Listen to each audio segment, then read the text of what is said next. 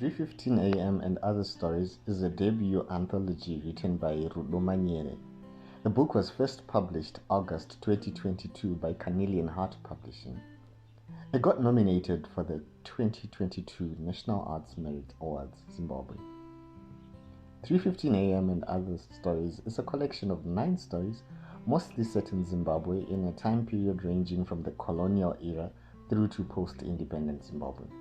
The stories come in different shapes and size, exploring love, loss, betrayal, and everything in between. The book began as a blog, and the stories Rudo wrote when she was 23. That good.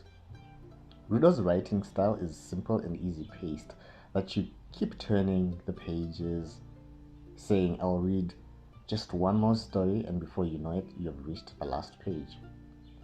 While it might not have happened as a conscious decision, the collection serves as a work of historical fiction that doubles as a contextual social commentary on Zimbabwe.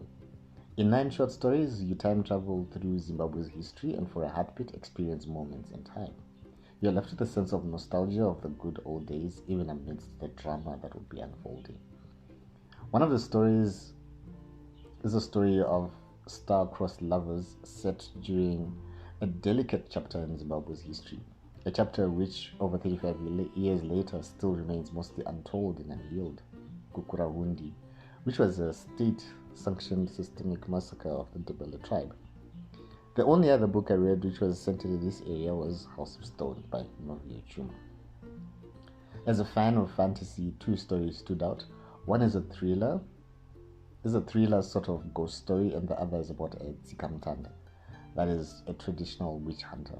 A bit of a dip into the pool of Shona mythology and spirituality, which is another part of our ancestry that we got cowed into being silent about the bad.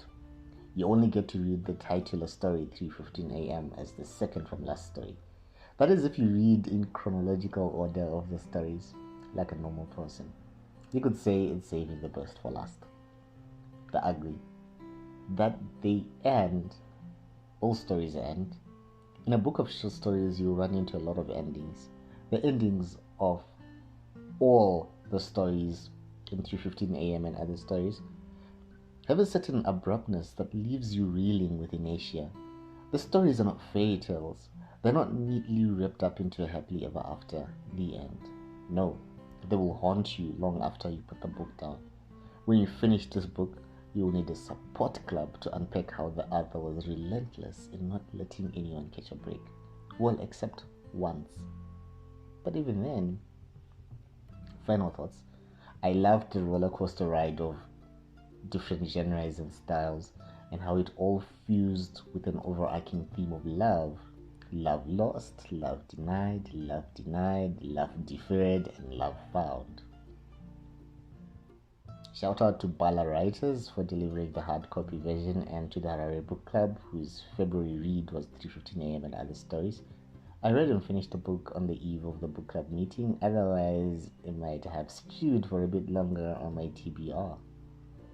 Rudo Manyere, who is a part of said book club, did a live reading of 3:15 a.m. and shared about her writing and answered a few questions about her book.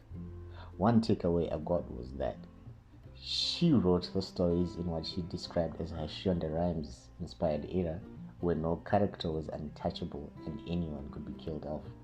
For a book with short stories, there's a lot of depth between its pages.